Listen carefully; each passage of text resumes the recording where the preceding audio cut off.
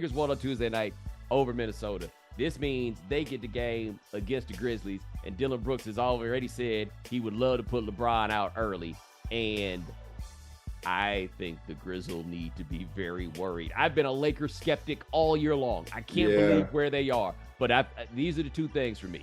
One, Jaren Jackson Jr., probably Defensive Player of the Year, has had a history in the playoffs of being a hack master, and Anthony Davis is out here looking like an MVP-level player.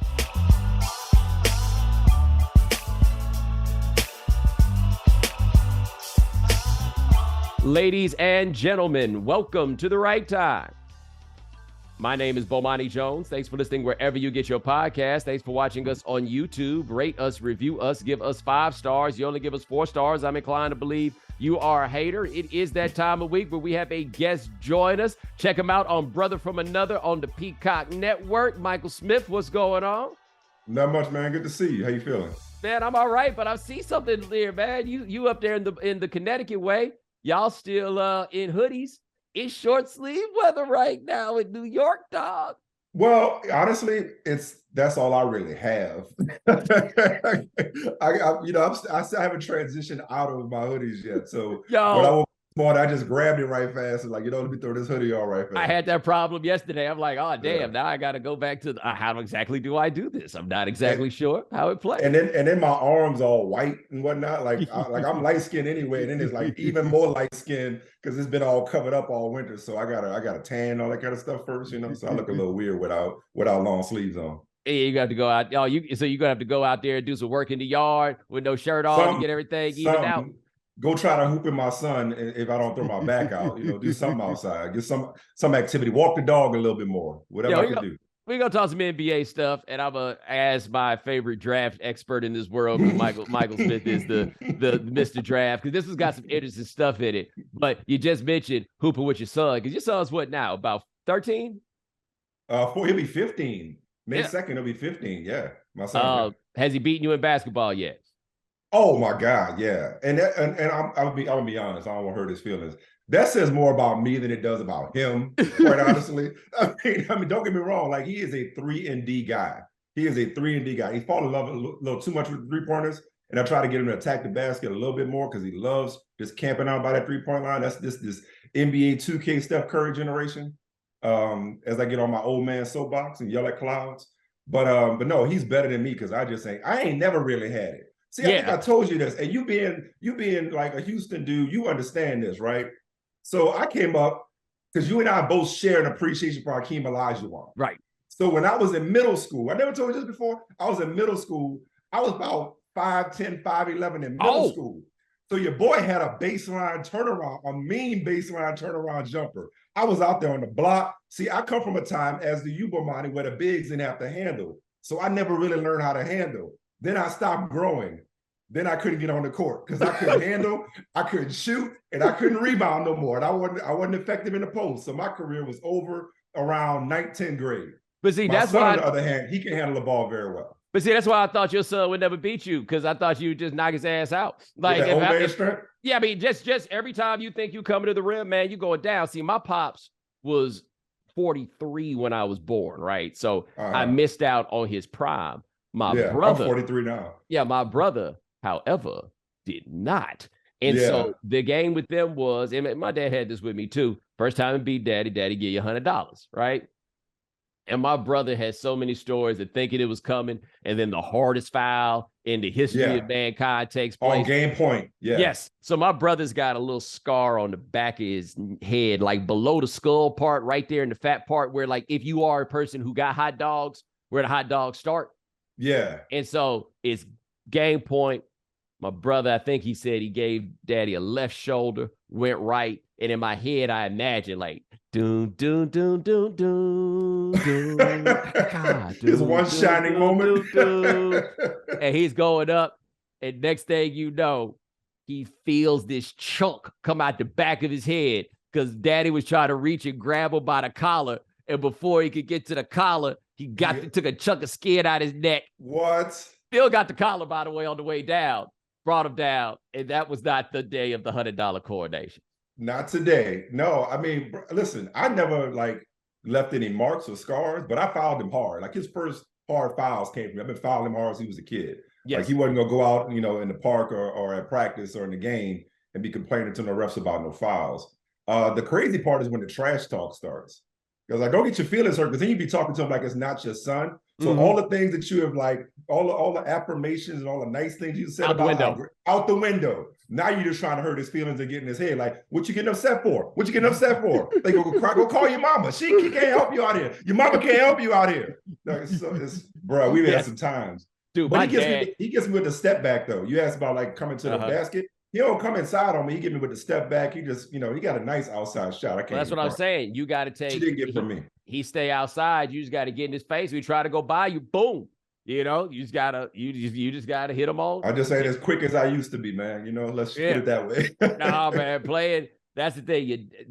That element of trash talk. My dad would just be like, "Look, I am going to beat you, and you need to get over that and learn how to deal with it." It didn't even feel like trash talk. It just felt like, "Hey, I'm just letting you know how to lesson.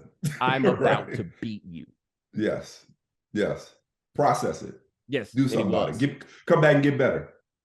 Yeah, I don't even think he cared about me coming back and getting better. Like, I don't. I mean, I imagine there was some pride when I could finally beat him, but he was past his prime, so he probably had excuses. Do you still hoop now? Oh, no, I ain't hooped in who knows how long. Man, I had knee surgery when I was 15, right? Yeah. And one of my goals for the rest of my adult life, I might get hurt, but I ain't getting injured.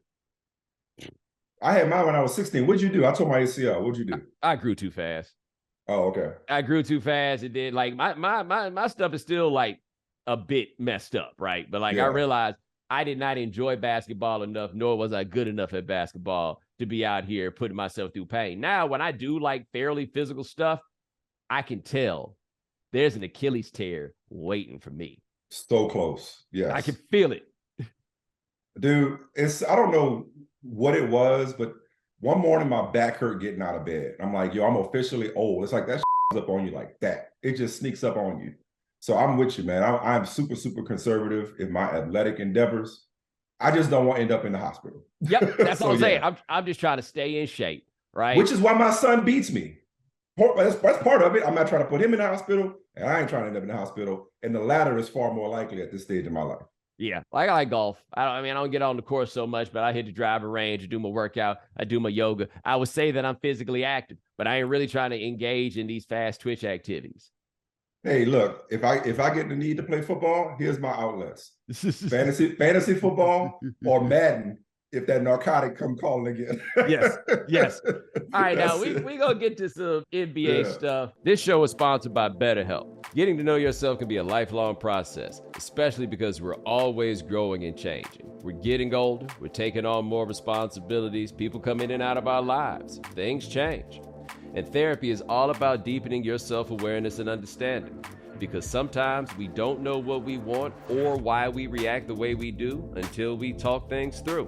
BetterHelp connects you with a licensed therapist who can take you on that journey of self-discovery from wherever you are. I've been going to therapy for years now, and it just helps to keep everything straight because it's so easy for stuff to get stacked up on top of itself. If you're thinking of starting therapy, give BetterHelp a try. It's entirely online, designed to be convenient, flexible, and suited to your schedule. Just fill out a brief questionnaire to get matched with a licensed therapist and switch therapists anytime for no additional charge. Discover your potential with BetterHelp. Visit BetterHelp.com/Bomani today to get 10% off your first month. That's BetterHelp, HELP.com/Bomani. Since I have you here and you are a draft guy, you love the draft. I kind of like to pick on you about it a little bit, but it comes in handy in times like these. This time of year, yes, it's our time. Do you realize? I think I got a text from one of my colleagues. I don't know if he said it out loud, so I ain't gonna put his name on it. But he was just like, you realize we probably gonna have 3 black quarterbacks at the top of the draft, all of whom are completely different. One of whom is perhaps the first quarterback I can think of getting slammed because he don't want to run. But now running, I said the same thing. I said that on the show. I was like, this is because we were talking about it around the Super Bowl and having 2 black quarterbacks going against each other. I was like, yo, CJ Stroud getting criticized for not running. We actually have come a long way. Yes. I had the same progress thought on that and just the general level of it where those 3 dudes are completely different. right? All of them can move, including Stroud. Like, I get why people might be like, yo, you might want to run a little bit more, but it's kind of the, why don't you do it? That's a little different, in the way that things go. But you got Bryce Young, who is the little homie, like the Drew Brees comp comes out there, but I don't know if he got that, you know what I'm saying? That giraffe situation where Drew Brees standing on his toes, and stretching his neck out, doing everything he can. Man, I tell you, tell Drew Brees, I thought you were tall, I bet he fight you. We have Stroud, who I remember the first time I really watched him play was the Rose Bowl game against Utah. That game where the Jackson Smith and Jigma game had 847 yards receiving. right. There was like, I'm done. You seen all you need to see out of me. I will not play. I don't even know why year. he came back. Like forget this. But I remember watching that game and being like, that might be the number one pick in the draft. Like, and it wasn't. After you do this a while, you just know it when you see it, right? Like, know, like, that's a guy that's going to go in the first round. The first time I saw Joe Burrow his senior year at LSU, I was like, that guy's going to be the number one pick. Like, you just know what the league wants. It's not even necessarily how great they are. But then there's Anthony Richardson, who I saw play one time while he was the backup at Florida as a freshman. And I was like, oh, well, that's a first round pick. I know that much. And then I watched him in that Utah game, and I was the next year, and I was like, oh, that's the number one pick in the draft right there. And I had people, I said something on here once, Elle and I were talking, and I was like, look, I like the high ceiling guy. And I said at the time, give me Anthony Richardson over Stetson Bennett. Of course, the Georgia people went through the roof, understandably and not entirely unfairly. But if you just see the quote, you missed the point, right? When was that, by the way?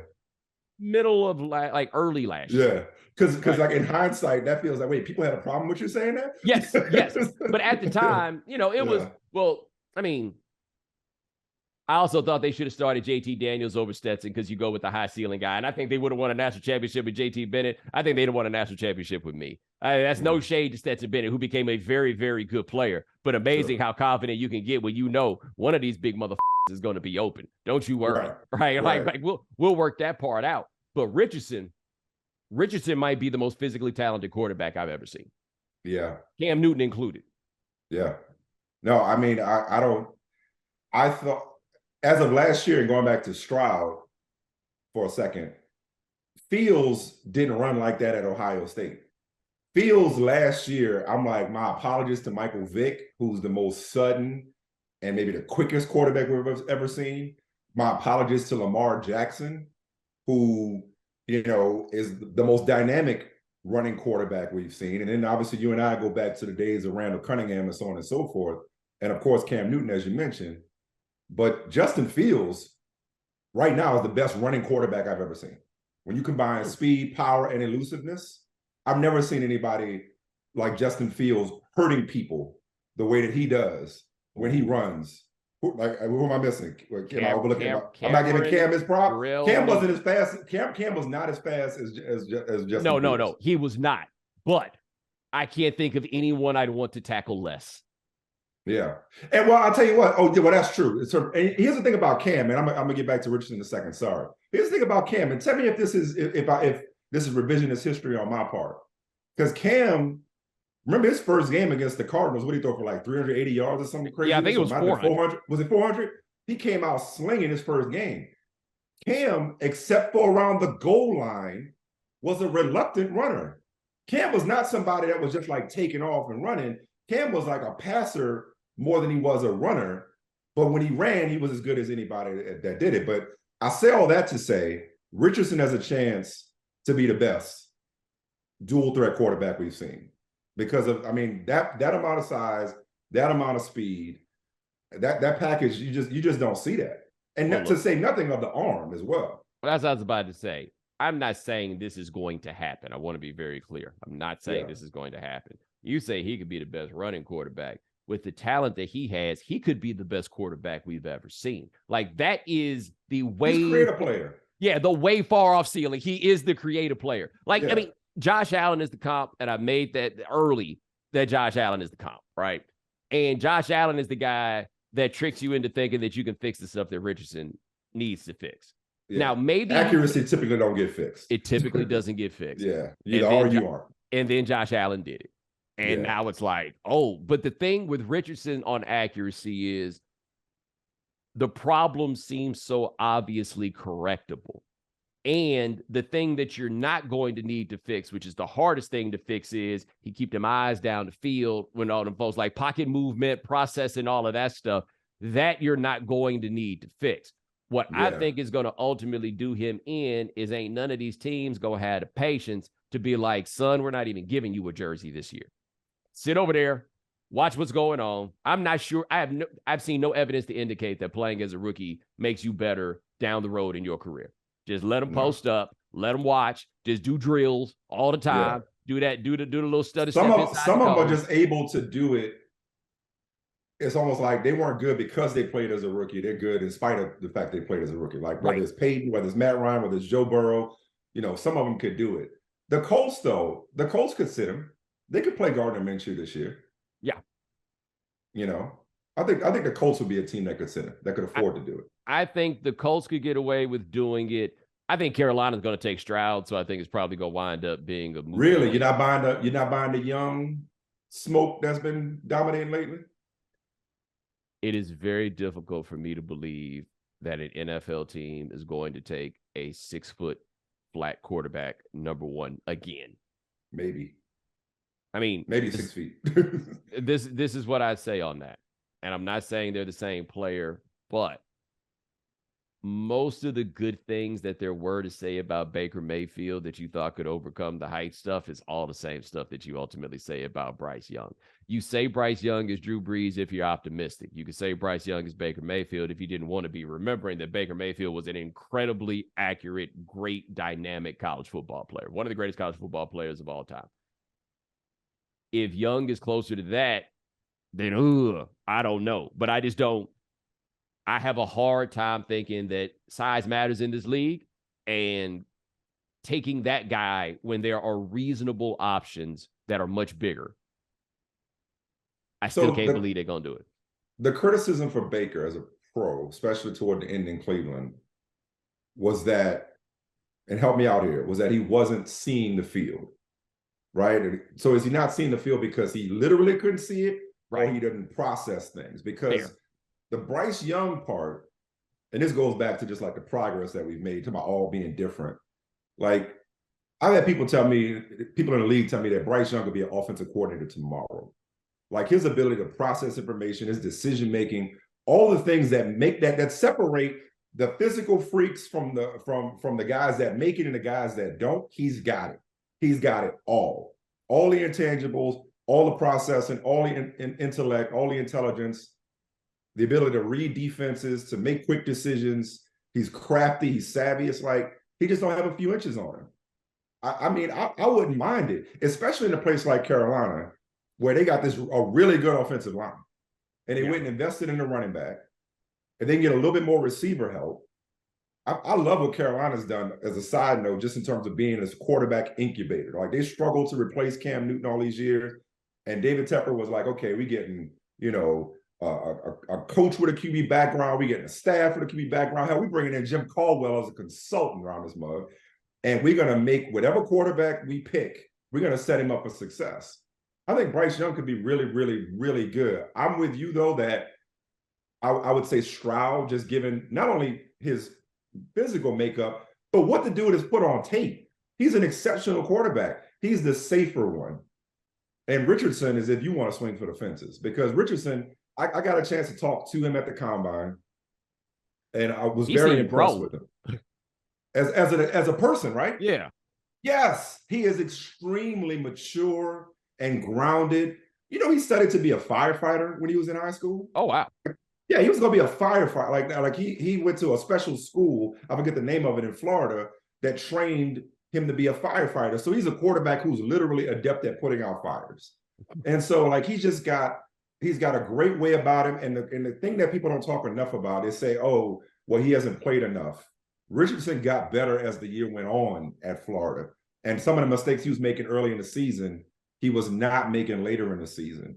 And he's got the work ethic. The thing you worry about with a lot of these young guys and inexperienced guys is, are they going to work to get better? Josh Allen worked at getting better.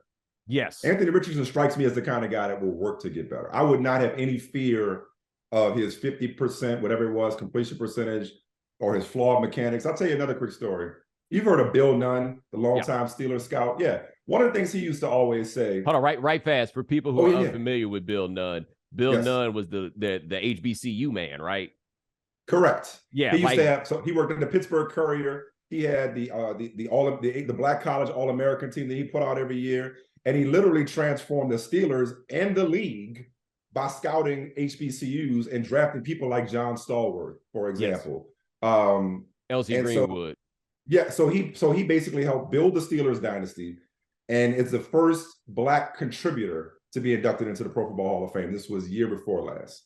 But one of the things he used to do in the Steelers draft room was whenever people would give their reports, he would, he was in the back. He was that old man that sat in the back, and he would interrupt me like, "That's coaching. That's coaching. Don't tell me about coaching. Don't tell me about the things that they can be taught to do better. Tell me about their natural traits that cannot be taught. Tell me about the things that they have in terms of athleticism, in terms of their feet, in terms of movement, in terms of instincts, that we can't bring them in this building and let the coaches do their job and bring the best out of them." Way too much of quarterback conversations is whether these guys are finished product. When coming out of college, they ain't supposed to be finished products. So wherever Anthony Richardson goes, it's going to be incumbent upon them, like you just said, to redshirt him or bring him along at his own pace.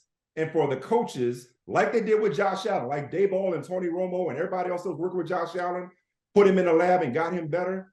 It's like, hey, help this kid fix his flaws so that he could be the best he could be. That's why you get paid all the money you do as coaches. All right. So a lot of things you said there, low-key, halfway, have turned me into Anthony Richardson to Carolina. Now, I'm gonna get to there. But first thing I'm gonna say is you made an interesting point about Bryce Young and the processing and everything, and a difference between he and Baker Mayfield is playing in Bill O'Brien's offense is probably doing better for you to prepare you for the NFL than playing in Lincoln Riley's offense. Like that's a note and something to remember when Caleb Williams comes around too, right? Yeah. But that one there is a fair question to ask. But I had completely forgotten about them bringing Caldwell in Carolina. And what we know about Caldwell, what Caldwell will do for you as a quarterback is help you clean up stuff, right? Mm-hmm. Example one, Peyton Manning. And for those of you who are new to this Peyton Manning thing, go look at when Caldwell started working with him, which I want to say was like 2002 or somewhere in there. Like he comes, he's a Dungy guy in there. Manning had a couple of struggle-licious years there. The 2001 season was absolutely terrible. And that's the one where Jim Mora was so mad at Peyton Manning that it led to the playoff speech, which ultimately led to him getting fired. But if you go look, it wasn't so great there. Caldwell, and Manning gives a lot of credit to Caldwell for helping clean up a lot of his stuff and get better. And that is a large part as to why Caldwell ultimately got that head coaching job, is because that was Peyton Manning's guy. The other example was you saw a Matthew Stafford jump in Detroit. And that's when Caldwell got there. And the reason they brought him in was that improvement. And what I remember Caldwell said when he got there was, "How are you going to fix this with Stafford?" He was like, "Oh, baby, I got drills." Like, he's just like, I know things to do to help this guy clean up these things that are his mistakes. So if we are bringing in the cleanup man to work with Frank Reich, who at least at one point could figure out what to do with Carson Wentz, who was another guy who needed some cleanup when he got there. Anthony Richardson at number one, but Tepper's too impatient to not play him. But if we can get him in and not play him and just spend a year working with Jim Caldwell, don't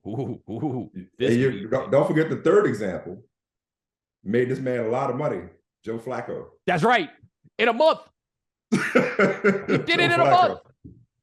Bro, Jim Caldwell's resume is impeccable. Quarterback whisperer, that's the guy. Yo, what was so wild about that month is I did not think Caldwell did a good job as play caller, offensive coordinator, because it always seemed like they were in 3rd and 8. And every time they were in 3rd and 8, Joe Flacco would somehow figure out a way to get that ball down the field and make it happen. Dude, they have spared no expense on his coaching staff. Jim Caldwell, one of the smartest coaches I've ever encountered. And listen, we could talk about Carolina and doing Steve Wilkes dirty, given the job that he did as an interim and the plight of Black coaches and him being just the latest and greatest example. But if you compartmentalize that for a moment and just look at the staff that they assembled with Reich and Caldwell and Sean Jefferson and Thomas Brown and even Josh McCown. It's like they got some dudes that know what it looks like. Oh, I didn't know they hired Josh. He's the quarterback coach.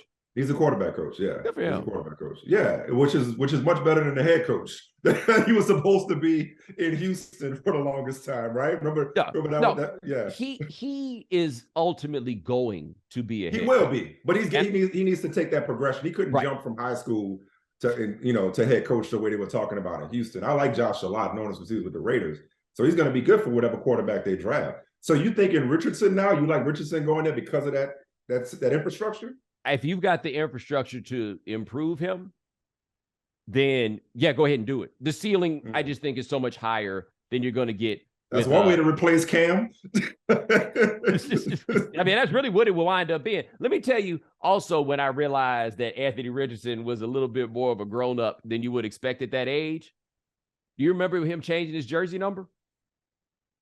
Oh, because of AR-15, because he was going to call AR-15. But for somebody at his age, and I don't know if it was his own idea, if somebody put the bug in his ear, but to put out a statement and be like, hey, man, nickname would be cool. I get it, but nah, this don't look right. So I'm going to change my number to 7, and we're going to remove me from any association with the AR-15. I'm like, yo, that's really wise. Like, I hate that you got to do it, but that is really wise. Yeah, no, he's got a great way about him. A great his teammates like him. I'm pretty sure he was voted captain. Another thing too, and I'll throw in Will Levis in this as well, man. It's like, and this is part of the reason why I love the draft, is obviously it's all guessing, but you got to be in your convictions. You have to factor, if you're convicted about somebody, you have to factor in, wait a second, like, what were they dealing with? What were their circumstances? Because, like, Will Levis, his junior year versus his senior year, it's two different players, partly because he was in two different sets of circumstances. His offensive coordinator went back to the NFL. His offensive line was gone. You know, Wan'Dale Robinson gets drafted by the Giants, so on and so forth.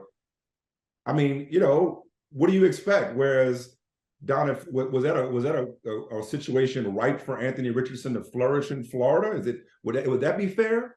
Probably not. You know what I mean? So I think a lot of it is factoring in what they had to deal with, what they overcame, but how they led in spite of adversity. Because to me, and I said this about head coaches, man, like, too many times when owners look for head coaches, they want the people who've been on the fast track. They want the wonderkins. They want the geniuses. They want the guys that have won everywhere they've been. Nah, man, give me somebody that's been through the fire.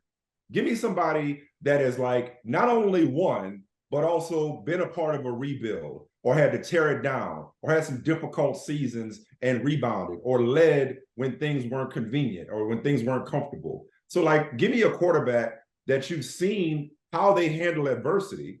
It's almost like in Draft Day. Remember that corny ass movie Draft Day? Well, I watch it all the time this time of year because it got some good lines in it. And rest in peace. What was Vontae Mack? Vontae Mack. He says to Kevin Costner's character, he says, hey, watch him in this game. Watch how he reacts in this game. And you can see the fear when the rush is coming. It's the same thing with these quarterbacks to me, man. It's like, hey, what are they like when things aren't going well? How do their teammates respond to them when things aren't going well? How do they carry themselves? That says as much to me about a quarterback as one who thrives behind a great offensive line. No disrespect to anybody who had it. Now, I'm not trying to take a knock at Stroud or anybody like that, but who thrives behind a great offensive line, who thrives with great wide receivers when everything is going well. So, you know, that Chadwick Boseman character, Vontae Mack, the one that ended up going number 1 overall, he was like, yo, look at this quarterback when the heat is on, how he responds. So to me, when it comes to Will Levis, or even when it comes to Anthony Richardson, when stuff was going poorly, I like what I saw from both of those guys. I'm going to say this about Will Levis, though. I done seen people try to talk themselves into Blaine Gabbert over Cam Newton. I done seen people. I ain't say over Richardson. No. Hold on. Let me finish. I done seen people try to talk themselves into Jake Locker over him, right? I've seen people try to talk themselves into a lot of illogical quarterbacks under these circumstances. You feel me? The guys that struggled Yeah. despite a certain. I Jay guess what Cutler was another one like that. Yeah. I ain't seen nobody try to talk themselves into Will Levis over any of these other three gentlemen. Which, knowing what we know about the world and the way that evaluation goes, tells me what does that say? Yeah, he must not be as good as those other guys. Okay, no, that's well done. So basically, you're saying like, so Locker at Washington, Gabbard at Mizzou, Cutler at Vanderbilt. Yeah, they all were getting that benefit of the doubt. Nobody's doing that. Maybe that's a marker of progress, or maybe that is a staggering indictment of Will Levis. I'm not sure which one it is. I've heard some. Now, maybe it's not as prominent, but I've heard people account for the fact that yes, he did not play very well. I'm not necessarily talking about his performance this past year. Like, oh, he played lights out. Yeah, I know what you're saying. I'm not pushing back on what you're saying.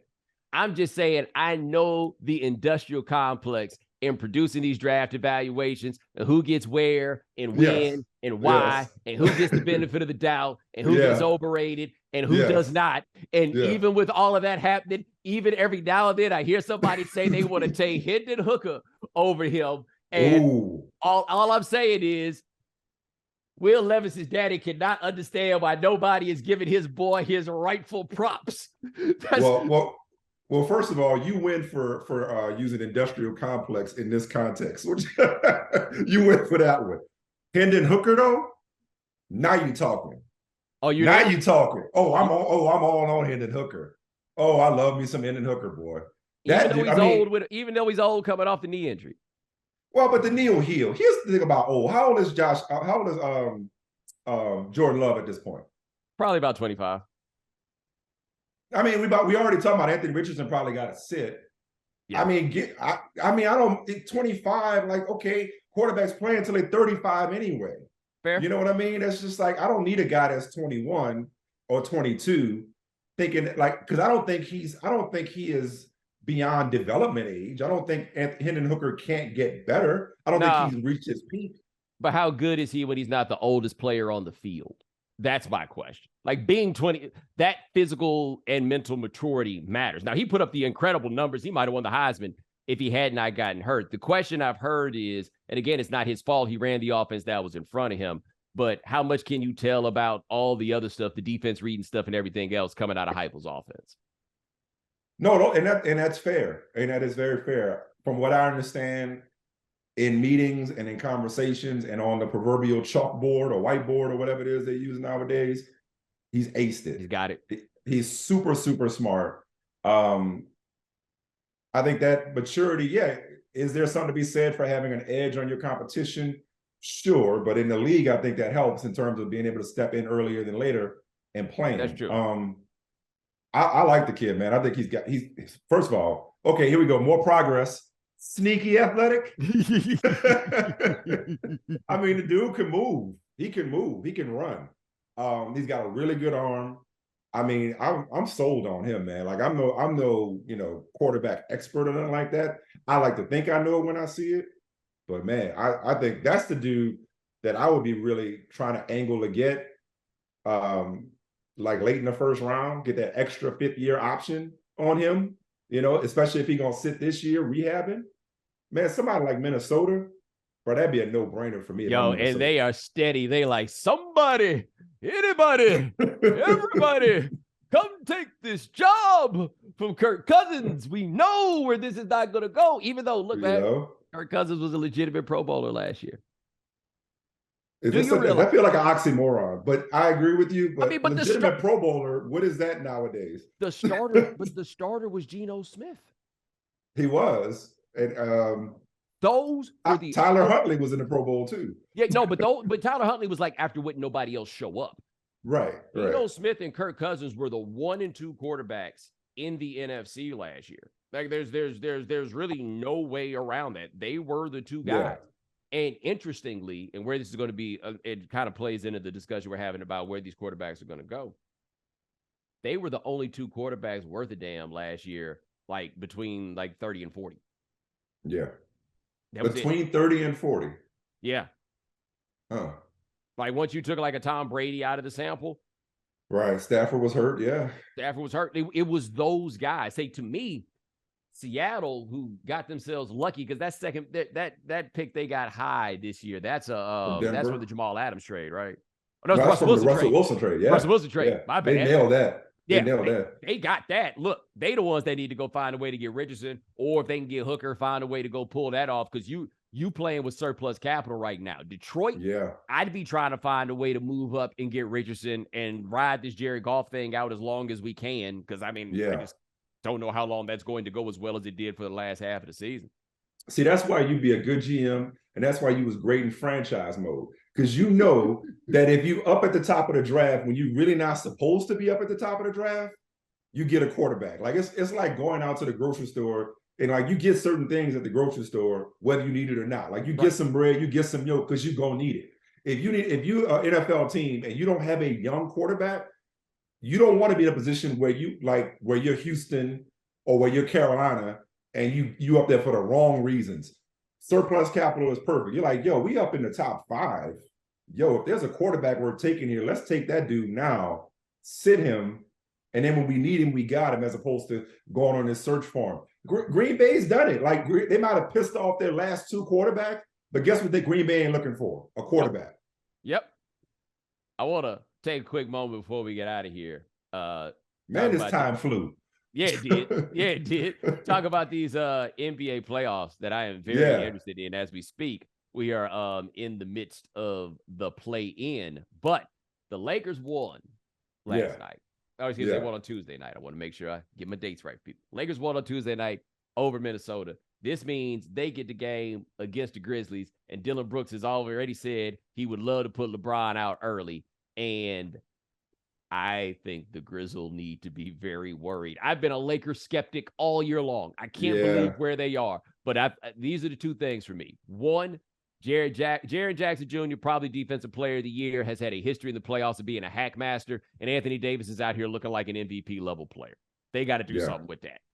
Number 2, they are thin up front, the Grizzlies. Like, Brandon Clark's out. Steven Adams out. How does this go? Like, not like the Lakers are coming out here with the Twin Towers, but still. Sure. This could go bad. This could go very bad very quick for the Grizzlies. I'm not saying it will, but it could. Yeah, no, the Grizzlies, if they're not careful, could be that team that was like sound and fury signifying nothing. Like they could end up being like all talking that got nothing to show for it, you know, like supposed to be next, but never really take that next step. Listen, man, the Lakers have the best record in the league. Is it since the trade deadline or the Western Conference, I should say? Western Conference, is it since the trade deadline or the All-Star break? One of them. Trade deadline. With a top 5 defense. They're looking real bubblish right now. They're looking real bubblish when everybody's healthy. And you neglected to mention one Austin Reeves. Because I was thinking about you last night because I knew we were going to be talking. I was like, man, I know Bomani would feel me on this. Does anything energize and excite a fan base? Nothing. Other than a white boy that came out of nowhere? Nothing in this world. People going, listen, my man gets props. He has balled out, 17 points in March? He's been a revelation. But there is something about the industrial complex. There's something about the excitement that type of story brings to an NBA community. It's just crazy. He is a legitimately good player, so I don't want to patronize him. Yes, it's kind of the same thing with Caruso. And now, the difference, though, for me with Austin Reeves and Caruso is largely aesthetic in that Caruso is not giving you boy next door, like I might have hooped in Indiana vibe. Right. His name ain't Austin Reeves. Yeah. That's not what Caruso's giving you. Austin Reeves is a little different. Other thing that's very interesting. Do you notice that none of the white dudes in the NBA that like get to that place ever got no tattoos? Like, do you notice that the white dudes in athletics who do, for lack of a better term, the black people things, they ain't never the ones that's tatted up. Like them Jason Kelsey and the white boys on the line, they be tatted down to the cuticles. You know what I'm saying? Them receivers and these hoopers, for whatever reason, they're like, nah. They gonna get it confused if I go too far. They'll never get to that place. But no, my name ain't Dante. I can't be getting these. I can't be even white Dante ain't tatted up. Like, I don't know. And it's not like white boys don't get tattoos, but it's the wildest thing. Right. When they get in them spaces, they not there unless you the Birdman, who, by the way, when I was in Miami for them championship runs, LeBron James could jump up, tap the banner, come down and dunk, and it would not get an ovation like Chris Anderson blocking somebody's shot. Man of the people. Man of the people. No, they was giving the MVP chance for Austin Reeves in that game. I'm telling you, what a story. But now, all in all seriousness, the bottom of the West bracket might be more intimidating than the top of it. I mean, from 4, I would say 4, not 5, but I would say 4 down. No, I mean the Lakers could seriously knock out the Grizzlies, and I could see them. Who would they get? So if Lakers are at 7, Grizzlies 2, they would get the Sacramento Golden State winner. Ooh. Oh no! Does Sacramento have a chance to be anything other than a good story? Because I cannot wait to watch that game Saturday night. Cannot wait. Did you see this? That apparently Sacramento has not played a game on ABC since the first night that ESPN had the NBA package, which is the year 2002. LeBron. Wait, okay, no. Wait, but LeBron on ABC. You said ABC because LeBron's first game was against Sacramento, but that wasn't on. But I remember that game was not on. That game wasn't nowhere for you to watch. It wasn't. Oh, okay. Nope. I guess I just remember the highlights. Okay. Yeah. So they haven't been on ABC since 2002. Since 2002. Literally. Wow. I mean, literally. It was that's why them tickets cost $500. The first night of the package. Wow. They had not been. Nobody has seen them play. We just hear everybody saying they can't win. Everybody say they're not good enough. Everybody say they don't play good enough defense. All this stuff, right? I feel like Sacramento this year has been like when Andre Ware won the Heisman and they was on probation, so nobody saw them play on television.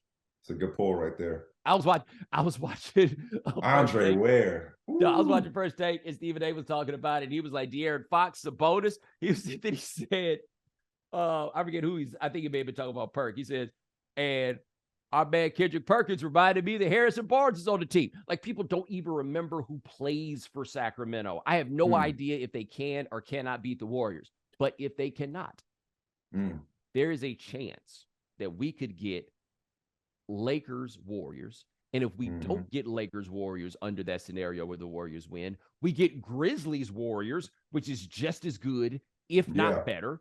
We got a good chance at Denver versus either the Clippers or the Suns, which is a fascinating first round series as any that I have seen. Like the West, they going to have us sleepy because them games is going to be something all the way through in that conference. You ain't never lying. That's why I woke up this morning just throwing a sweatshirt or a hoodie. Because your boy slept in after last night. I gave that game all I could. I was like, Minnesota got up big. I was like, they're going to blow it because I watched them in last year's playoffs. You know what I'm saying? They're going to find a way to mess this up. And then I went to sleep and woke up and saw that it in fact happened. And of course, it happened the way that I thought it would happen, which is Karl Towns looked like a monster in the first half. And then apparently after I went to sleep, he went right back to being Karl Towns. What happens if Minnesota, when Rudy Gobert gets back, what happens if they lose to OKC or New Orleans? Dude, I was wondering the same thing. Like they're playing with their season on the line, and this dude they just traded 4 first-round picks, and as my man Dan pointed out that I forgot when we talked about this last time, and Walker Kessler, who I'm not sure Minnesota that Utah would trade straight up for Rudy Gobert, even if the salaries matched. At this point, he's coming back. The dudes on the team clearly don't like him. I don't know how I feel about the idea that somebody called Rudy Gobert a bitch. He punched him for it, and the dude that called him a bitch ain't have to say nothing. You know how mad I would be if I got punished for stealing off on somebody for calling me a bitch, and that dude get to act like he was right? That is the most staggering indictment of all of this. Because when Kevin Durant did not punch Draymond for calling him a bitch, we all acknowledge Draymond was wrong for that. And he was, yes, and he got not just criticized, but even internally, they let him know, can't have that. Right. In this case, it felt like Kyle Anderson basically said the quiet part out loud within Minnesota. And everybody seems to be like, well, what if he is? No. Like I get you. The dogs holler. There may be something to that, but we don't.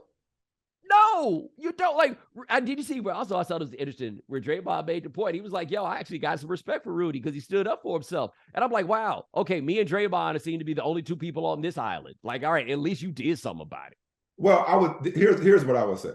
I would say, can't go calling him a and not expecting to get a reaction out of it. You can't get called a and just take it without perpetuating and confirming that you are in fact a, which is why that word will always get you fired off. Yep. Okay, so it's like this was the only way this is going to happen. If I'm Monday morning quarterback this thing, if you go punch him, because you getting suspended for that wasn't worth it. That juice wasn't worth the squeeze. Punching him in the upper shoulder or whatever you pushed him real hard with, it's like that wasn't even worth it. That didn't even you didn't even connect. It wasn't. I mean, it's clearly wasn't what he was trying to do. He just he had to go with the go gadget, given what the circumstance was. That just look like somebody that don't know how to punch or just not used to punching, which is fine. I'm not saying he should. He's a basketball player, not a boxer. Yeah, that was just a weak punch, and like you gonna get suspended for real for something for real. But having said all that, Rudy Gobert, there are degrees of wrong. Should Kyle Anderson have said that, and more so, should he have said that and not expected a reaction? No, but you can't go punching a teammate or punching a teammate on the sideline in the middle of a game. No, you're right. Like you just can't do it. No matter what they call you can't do it. No, you're right. You are 100% correct about that. Because Kevin Garnett has said worse to teammates and opponents, for example, that have not punched him. Yeah, but here's the thing, okay? I saw JJ talk about this on his pod because he said it made him angry to see the thing with Rudy. And his thing was like, I've heard that said about guys on the team so many times and nobody did anything, But come on, man. We watched the lip reading part of it. Yeah. That wasn't one of those that happened every day, right? Yeah. That wasn't and by the way, there are degrees of it. Kyle Anderson telling Rudy, go block some shots. And Rudy being like, go get some rebounds. And your response being, you a bitch. What? It was also, too, like, because there was a story, and people have cited this, Kyle Anderson, what did Rudy Gobert say? Kyle Anderson's kind of aggressive, but I try not to take it personally, something like that. It's like, there's also, you got to consider the history and the context. It's like, somebody saying you a bitch that you ain't already got some kind of level of professional tension with is one thing. But it's not so much hit dogs holler. It's more like, I didn't have it with shit. You know what I'm saying? And I don't care who around. I don't care what the circumstances is. That you didn't call me, because it probably wasn't Kyle Anderson's first time calling him a probably wasn't the first time. I don't know. I don't. Nah. I think. Or if not, maybe he didn't use the word, but he's intimated as much. I don't think that happened in a vacuum, is what I'm getting at. I think that was the culmination of a season's worth of frustration on both sides. I agree with the culmination part. I agree with that. In the end, but I still say the biggest problem Minnesota has, top to bottom. And I know that people are just going to think I'm picking on this dude, but whatever. The fact that they even thought they needed to trade 4 first-round picks to get Rudy Gobert in the first place is a staggering indictment of Karl Towns.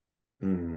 And the second half of that game, from what you guys have told me, was, again, a staggering indictment of Karl Towns. Yes, Anthony Edwards shot 3 for 17. All of that, right? Get that. But Karl Towns in year 7 going into year 8 should not need you to go call in backup. No, if you have a center, why are you trading for a center? Because they don't have a center. They got they have a glorified power forward. Yeah. I mean, he's Ralph Sampson. Like, that's the game that he wants to play, is kind of an evolved version of Ralph Sampson. Now, of course, Big Vic gonna come out here, and Big Vic is everything we thought Ralph Sampson possibly could have been times 1,000. That's a whole, like, if Ralph Sampson had handles. If Ralph Sampson could shoot a 3 and follow his own miss and dunk it, like where they do that at? Yeah. He landed the part of that play that is so impressive is not just that he did a step back 3 and then got his own tip dunk. It's not just that when he got the tip dunk, he barely jumped. Is that the guy the reason he didn't get boxed out is because the dude guarding him had to get out of the way to stop from getting in the landing area. But Big Vic landed on one leg and went straight forward off of that one leg.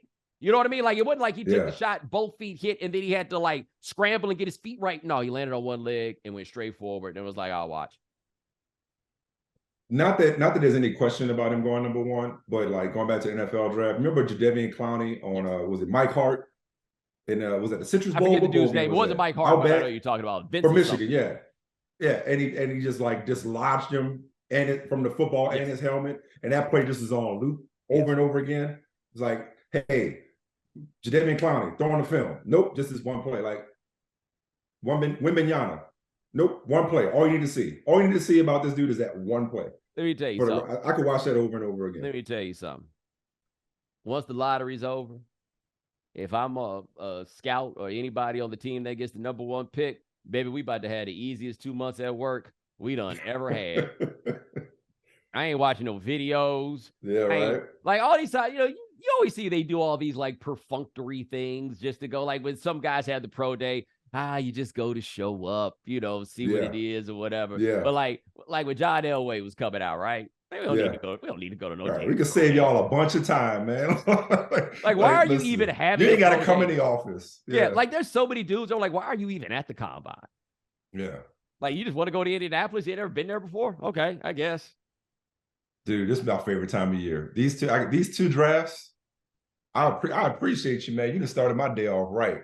Talking NFL draft with my boy. I live for this. I did that for you. I live for it. I knew you'd be so excited, and we could do it without getting super dirty in the weeds. On another day, we could talk about. I'll just ask you this right quick: are you a don't take a running back in the first round guy? For the most part. For the most part, which sounds like Robinson. But it sounds like you feel the same way I do about Bijan. Yeah, I mean, that's certain dude. I mean, I don't care about Saquon Barkley's career. Has obviously he's had some injuries. I don't care about Ezekiel Elliott not making it through the second contract. He was great for several years. I mean, if you got a dude that's just, like, generationally special, because, like, okay, if we were doing a draft over from last year. You mean to tell me somebody ain't taking Breece Hall in the first round? Right. I mean, Todd Gurley's my example. Has Sean McVay looked like a genius since Todd Gurley got hurt? I mean, he looked pretty good last year. Or year before last. He looked pretty. I said he looked pretty good. I said, has he looked like a genius? An offensive genius? Yeah, that's fair. If you go run 11 personnel all the time in the way that they do, having a Todd Gurley changed everything. Go look at all the touchdown numbers he put up and everything else, right? Like, look at Kyle Shanahan looking like a genius, extra mo again after they went and got Christian McCaffrey. Yeah. And that's the thing, is like, guys like that just take you to another level. But if you're just trying to be functional, then to answer your original question, I would like, it would have to be, he'd have to be super, super exceptional. Well, like, I get not doing it like in the top 5 or whatever. I think the argument is silly when you get late in the first round where the money isn't that big and you're basically paying what you would pay a decent veteran that you would pick up off the scrap heap and think that you can figure it out with. But if you got a dude that you can split out wide, like the point I made on here was, you telling me if Marshall Faulk is in this draft, you're not taking him in the first round? LaDainian Tomlinson? Come on, man. I mean, there's a lot of dudes that have gone in the first round and it's been great return on that investment. And I'm a best player person in the first round. If that best player happens to be a running back, I'm taking. I'm not gonna say, oh, he's better, but he's a running back and we can get somebody in the fourth. Like, no, what's your grade on him? You know. But I also feel like this too. Running back, the easiest position to figure out if it's a beast. Mm-hmm. That's the one. Like we don't get those wrong very much. Like, nobody was like, wow, I can't believe Adrian Peterson's out here looking like an all-pro. Right. Well, the funny part was when my man went, I was talking about him in another context the other day. I forgot what it was. You remember when Adrian Peterson, they drafted him 7th? In his rookie year, he was splitting time with what was it? Chester Taylor. Chester Taylor. he was returning kicks and splitting time with Chester Taylor, one of the greatest running backs Adrian Peterson was splitting time his freshman year at Oklahoma.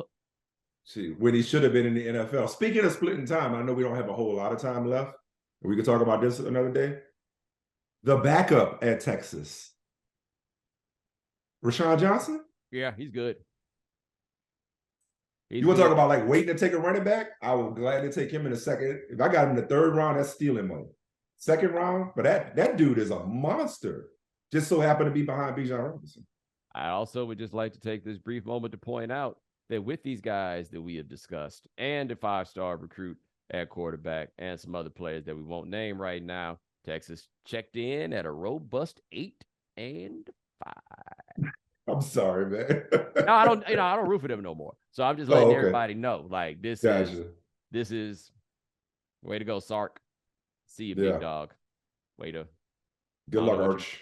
I really don't know what your man Arch was thinking. Yeah. Arch might not start for 2 years. I mean, like, I don't understand. I'm glad I don't do that no more. That's all I'm saying. Glad you didn't got off that narcotic. That is right. That is Michael Smith. Check him out on Brother From Another on the Peacock Network. My man, I appreciate you. Always a pleasure, Bo. Thank you, sir. Ladies and gentlemen, thanks so much for joining us here on The Right Time. Thanks for watching us on YouTube. We do this 3 days a week. Adi Khan, Parker Owens, Dan Stancic handling everything behind the scenes. Thank you, gentlemen. Remember, follow The Right Time. Rate us, review us, give us 5 stars. You only give us 4 stars, I'm inclined to believe you are a hater. And we'll talk to you guys in a couple of days. Take it easy. Thanks for checking out The Right Time with Bomani Jones podcast. You can listen or follow on the ESPN app or wherever you listen to podcasts. The Right Time with Bomani Jones.